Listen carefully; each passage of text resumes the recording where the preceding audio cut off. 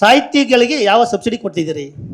ಒಂದು ಪುಸ್ತಕ ಬಿಡುಗಡೆ ಮಾಡಿದರೆ ಎಷ್ಟು ಖರ್ಚು ಬರ್ತದೆ ನಿಮಗೆ ಗೊತ್ತೇ? ಕನಿಷ್ಠ 50ರಿಂದ 60 ರೂಪಾಯಿ ಖರ್ಚು ಮಾಡಿರ್ತೀವಿ. ಯಾರೋ ಸಬ್ಸಿಡಿ ಸಿಗ್ತಿದೆಯಾ?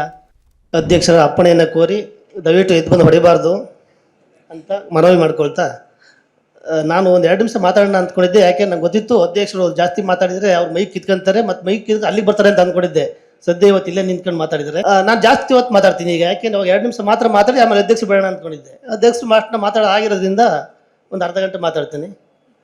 ದಯವಿಟ್ಟಿಲ್ಲ 5 ನಿಮಿಷದಲ್ಲಿ ಮಾತಾಡೋಂಥದ್ದೇನೂ ಇಲ್ಲ. ಮಾತಾಡೋದೆಲ್ಲ ಮಾತು ಮುಗಿದಿದೆ. ನನ್ನ ಕೃತಿ ಬಗ್ಗೆ ನಾನೇ ಮಾತಾಡ್ಕೊಳ್ಳೋಂಥದ್ದು ಏನೂ ಇರಲ್ಲ.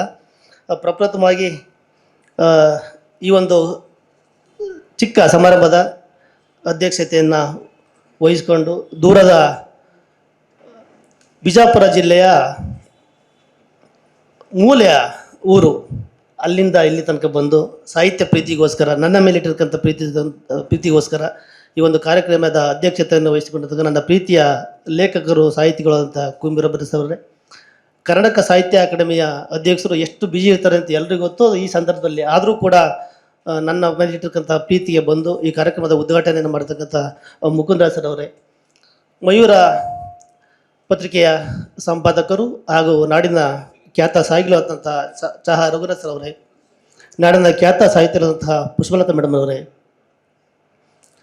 ಸದಾ ಎಲ್ಲ ರೀತಿಯಲ್ಲೂ ಕೂಡ ನನಗೆ ಸದಾ ಬೆನ್ನೆಲುಬಾದಂಥ ನಾಗೇಶ್ವರ ಅವರೇ, ಕಾದಂಬರಿಯನ್ನು ಬೆಂಗಳೂರಲ್ಲೇ ಬಿಡುಗಡೆ ಮಾಡಬೇಕು ಅಂತೇಳಿ ಬೆನ್ನಿಗೆ ಬಿದ್ದು ಹಠ ಹಿಡಿದು ಇಲ್ಲಿ ಕಾರ್ಯಕ್ರಮ ನಡೆಕೆ ಬಹುಮುಖ್ಯವಾಗಿ ಇಬ್ಬರು ಕಾರಣಕರ್ತರಾಗಿದ್ದರೆ, ಒಬ್ಬರು ದಯಾ ಗಂಗರಘಟ್ಟ ಅವರು, ಇನ್ನೊಬ್ಬನ ನಮ್ಮ ಸ್ನೇಹಿತ ಚಲ ಮಾಡ್ಲಹಳ್ಳಿ. ಅವರಿಗೆ ಜೊತೆಯಾಗಿ ನಿಂತವರು ಬೇಲೂರಿನ ರಘುನಂದನ್ ಇದ್ದಾರೆ, ನಮ್ಮ ಉಮೇಶ್ ಸಕ್ರನಾಡು ಇದ್ದಾರೆ, ಪ್ರಕಾಶ್ ಇಲ್ಲಿನ ಕನ್ನಡ ಸಾಹಿತ್ಯ ಪರಿಷತ್ ಅಧ್ಯಕ್ಷ ಪ್ರಕಾಶ್ ಅವರು ಬಂದಿಲ್ಲ, ಅವರಿದ್ದಾರೆ, ಇನ್ನೊಬ್ಬರು ಪ್ರಕಾಶ್ ಇದ್ದಾರೆ, ಆನಂದ್ ಸರ್ ಇದ್ದಾರೆ. ಎಲ್ಲರೂ ಕೂಡ ಇಲ್ಲಿ ಮಾಡಬೇಕು ಅಂತೇಳಿ ಹಠವನ್ನು ಮಾಡಿ ಇಲ್ಲಿ ಕಾರ್ಯಕ್ರಮವನ್ನು ಬೆಂಗಳೂರಲ್ಲಿ ಮಾಡ್ತಾ ಇದ್ದಾರೆ. ಸುಮಾರು ಜನ ನನಗೆ ಕೇಳಿದ್ರು, ಇಲ್ಲಿ ಯಾಕೆ ಮಾಡ್ತಿದ್ದೆ, ಹಾಸನಲ್ಲೇ ಮಾಡಿದ್ನಲ್ಲ ಬರೋಕ್ಕೆ ಅನುಕೂಲ ಆಗ್ತಿತ್ತು, ಇಲ್ಲಿ ಯಾಕೆ ಮಾಡ್ತಿದ್ದೀಯ ಅಂತ. ಬೆಂಗಳೂರು ಕೂಡ ಬಂದಾಗ ಬೆಂಗಳೂರಿನವರು ಕೇಳಿದ್ರು, ಅಲ್ಲೇ ಮಾಡ್ಬೋದು, ಅಲ್ಲಿಂದ ಇಲ್ಲಿಗೆ ಯಾಕೆ ಬರ್ತಿದ್ದೀಯ ಅಂತೇಳಿ. ಇಲ್ಲಿಗೆ ನನಗೆ ಮೊದಲು ಭಯ ಇತ್ತು. ಫಸ್ಟ್ ಆಫ್ ಆಲ್ ಕಾದಂಬರಿಯನ್ನು ಪ್ರಿಂಟ್ ಹಾಕ್ಸ್ಬೇಕಾದ್ರೆ ಭಯ ಇತ್ತು. ಇದೊಂದು ಕಾದಂಬರಿ ಅಂತ ಜನ ಒಪ್ಕೊಂತಾರ, ಜನ ಸುಮ್ಮನೆ ಒಪ್ಕೊಂತಾರೆ, ಓದ್ತಾರೆ. ಆದರೆ ಈ ವೇದಿಕೆ ಮೇಲೆ ಕೂತಿರಲಿ ಘಟಾನುಘಟಿಗಳು ಇವರೆಲ್ಲಿ ತಂದು ನನ್ನನ್ನು ಜಾಡಿಸಿ ಇಂಥ ಒಂದು ಪುಸ್ತಕ ಬಿಡುಗಡೆಗೆ ನಾವು ಬರಬೇಕಾಗಿತ್ತ ಅಂತ ಎಲ್ಲಿ ಮಾತಾಡ್ತಾರಂತ ಭಯ ಇತ್ತು. ಇಂತಹ ಹಲವಾರು ಘಟನೆಗಳನ್ನ ನೋಡಿದ್ದೇವೆ. ಹಾಗಾಗಿ ಆ ಭಯ ನನಗಿವತ್ತು ಹೋಗಲಾಡಿದೆ. ಒಂದಷ್ಟು ಮಿತಿಗಳೇನಿದೆ ಅದನ್ನು ನಾನು ಮುಂದೆ ತಿದ್ಕೊಳ್ತೀನಿ. ಅದು ನನಗೆ ಖುಷಿ ಕೊಟ್ಟಿದೆ. ಪ್ರಪ್ರಥಮವಾಗಿ ಯಾಕೆ ಬೆಂಗಳೂರಿನಲ್ಲೇ ಬಿಡುಗಡೆ ಮಾಡ್ತಾರೆ ಅನ್ನೋದಕ್ಕೆ 3 ಜನ ಬೆಂಗಳೂರಿನವ್ರ ಪ್ರಶ್ನೆ ಇತ್ತು, ಹಾಸನದವ್ರ ಪ್ರಶ್ನೆ ಇತ್ತು. ಹಾಸನದವರಿಗೆ ಬೆಂಗಳೂರಲ್ಲಿ ಹಾಸನದಲ್ಲೇ ಮಾಡಬೇಕು ಅಂತಲೇ, ಬೇಲೂರಿನವ್ರು ಕರೆದ್ರೆ ಬೇಲೂರು ಬಂದ್ ಮಾಡಿ ಅಂತಾರೆ, ಬೆಂಗಳೂರಲ್ಲಿ ಕರೆದ್ರೆ ಹಾಸನ ಅಲ್ಲಿ ಬರ್ಬೇಕಂತಾರೆ. ಎಲ್ಲದಕ್ಕೂ ಬಂದ್ ಮಾಡ್ಲಿಕ್ಕೆ ಆಗೋದಿಲ್ಲ. ಯಾಕೆ ಇಲ್ಲೇ ಮಾಡಿದ್ದು ಒಂದು ಕಾರಣ ಉದ್ದೇಶ ಅಂತಂದರೆ, ಇದು ನಮ್ಮ ಹಳ್ಳಿಯ ಕತೆ, ನಮ್ಮ ಸುತ್ತಮುತ್ತಲಿನ ಕತೆ. ನಮ್ಮ ಸುತ್ತಮುತ್ತಲಿನ ಕಥೆಯನ್ನು ಕರ್ನಾಟಕ ಸಾಹಿತ್ಯ ಅಕಾಡೆಮಿ ಅಧ್ಯಕ್ಷರು ಅಲ್ಲಿ ಬಂದು ಕೇಳಿಸ್ಕೊಂಡಲ್ಲ.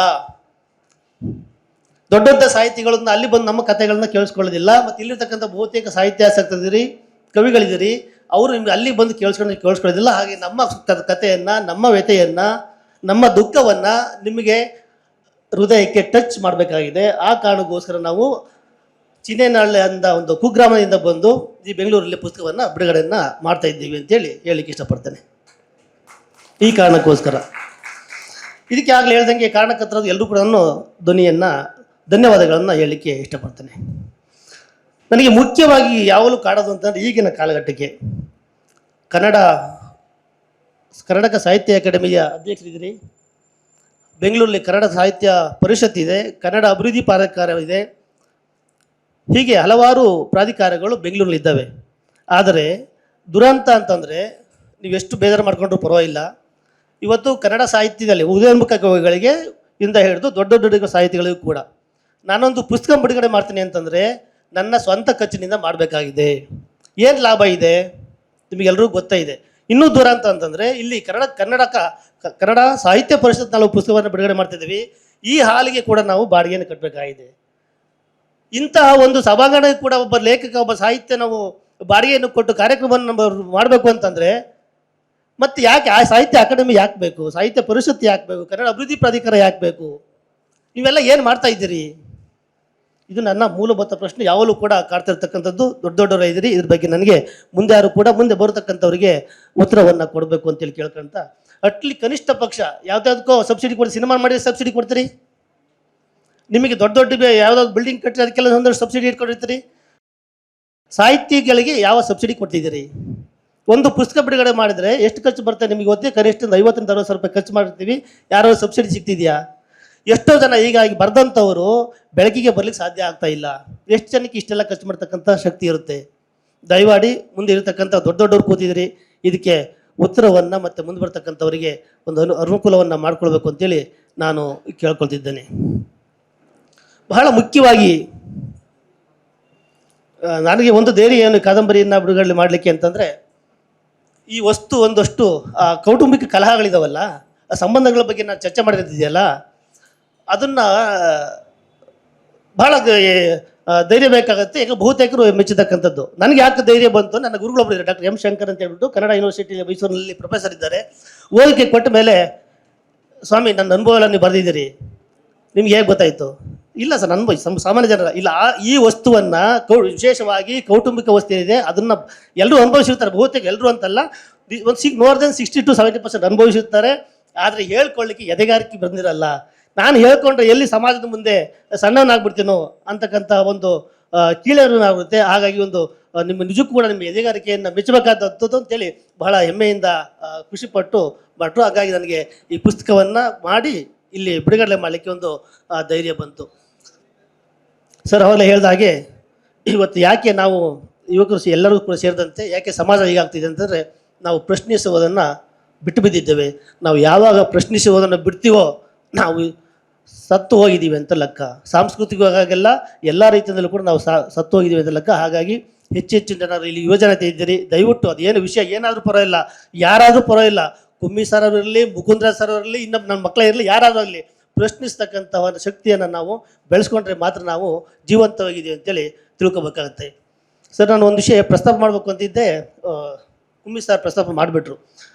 ಭಾಳ ನಾವೆಲ್ಲರೂ ಕೂಡ, ನಾವು ನೀವು ಯುವಜನತೆ ಅಂತಲ್ಲ, ಎಲ್ಲರೂ ಕೂಡ ನಿಜಕ್ಕೂ ನಮಗೆ ಬೇಡದ ಮೊಬೈಲು ಮತ್ತು ಅದಕ್ಕಿಂತ ವಿಶೇಷವಾಗಿ ದೇವಸ್ಥಾನಗಳ ಮೊರೆ ಹೋಗ್ಬಿಟ್ಟಿದ್ದೀವಿ. ನಮ್ಮ ಡಾಕ್ಟರ್ ನಮ್ಮ ನಾಗೇಶ್ ಡಾಕ್ಟರ್ ಮನೆ ಮುಂದೆ ಒಂದು ರಾಘವೇಂದ್ರ ಮಠ ಅಂತ ಇದೆ. ಗುರುವಾರ ಆಯಿತು ಅಂತಂದರೆ ಅವ್ರು ಯಾಗಲ್ಲಿ ವಾಸ ಮಾಡ್ತಿದ್ರೋ ಗೊತ್ತಿಲ್ಲ, ಯಾವತ್ತಾರು ಅವ್ರ ಮನೆಗೆ ಹೋಗ್ಬಿಟ್ಟು ಹೋಗಿ ನರಕ ಅಂತ ಅನಿಸುತ್ತೆ. ಅಷ್ಟು ಶಬ್ದ, ಅಷ್ಟು ಕರ್ಕಶ. ಅಲ್ಲಿ ಹೋಗಿ ಮಾಡಕ್ಕೆ ಇನ್ನೇನು ಕೆಲಸ ಮಾಡೋ, ಒಳ್ಳೆ ಕೆಲಸ ಯಾವುದು ಮಾಡೋದಿಲ್ಲ. ಬಂದಿರೋರೆಲ್ಲ ಒಳ್ಳೆ ಕೆಲಸ ಮಾಡೋದಾಗಿ ನಿಜಕ್ಕೂ ಅದನ್ನೇ ದೇವರು ಅಂತ ಅಂದ್ಕೊಳೋದಾಗಿದೆ. ದೇವ್ರು ಅಷ್ಟು ಬರೋದು ಅಷ್ಟೊಂದೆಲ್ಲ ಇರಲಿ, ದೇವ್ರ ಪೂಜೆ ಮಾಡಬೇಡಿ ಅಂತ ನಾನು ಹೇಳ್ತಿಲ್ಲ. ದೇವರು ಪೂಜೆ ಮಾಡಿ ನಂಬಿ ಎಲ್ಲ ಮಾಡಿ, ಆದರೆ ಮಾಡುವ ಕೆಲಸವನ್ನೆಲ್ಲ ಬಿಟ್ಟು ಉಪವಾಸ ಇದ್ಕೊಂಡು ಇಲ್ಲಿ ಒಳ್ಳೇದೇ, ಉಪವಾಸ ಇರೋದು ಒಳ್ಳೆಯದೇ, ನಂತರ ಇರಬೇಕು ಅಂತ ಹೇಳ್ತಿಲ್ಲ, ಉಪವಾಸ ಇರೋದು ಒಳ್ಳೆಯದೇ.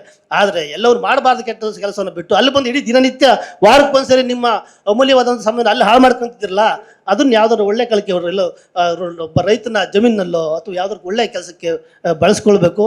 ಹಾಗಾಗಿ ಮತ್ತೆ ಆ ದೇವಸ್ಥಾನ ಸುತ್ತಬಿಟ್ಟು ಗ್ರಂಥಾಲಯ ಸುತ್ತಿ, ಗ್ರಂಥಾಲಯ 2 ಗಂಟೆ ಕೂತ್ಕೊಂಡ್ಬಂದು, ದೇವಸ್ಥಾನದಲ್ಲಿ 2 ಗಂಟೆ 3 ಗಂಟೆ ಕೂತ್ಕೊಂತೀರ, ಒಂದಿನ ಎಲ್ಲ ಅಲ್ಲಿ ಹೋಗಿ ನಿಂತ್ಕೊಂತೀರಾ. ಆ ಸಂದರ್ಭದಲ್ಲಿ ಅಟ್ಲೀಸ್ಟ್ ಅಲ್ಲಿ ನಿಂತಲ್ಲಾರು ಕೂಡ ಯಾವುದೋ ಪುಸ್ತಕ ಇಟ್ಕೊಳ್ಳಿ, ಮೊಬೈಲ್ ಇಟ್ಕೊಳ್ಳೋ ಬದಲು. ನೀವು ಅಲ್ಲಿ ಮೊಬೈಲ್ ಕ್ಯೂನಲ್ಲಿ ಮೊಬೈಲ್ ಇಟ್ಕೊಂಡು ಯಾವುದೋ ಅಶ್ಲೀಲ ಮೊಬೈಲ್ ನೋಡ್ತಾ ದೇವಸ್ಥಾನಕ್ಕೆ ಹೋಗಿ ದೇವ್ರ ದರ್ಶನ ಮಾಡ್ಕೊಂಡು ಬಂದರೆ ಏನು ಯಾವ ದೇವರಿಗೆ ತೃಪ್ತಿ ಆಗುತ್ತೋ ನನಗೆ ಅಂತ ಗೊತ್ತು.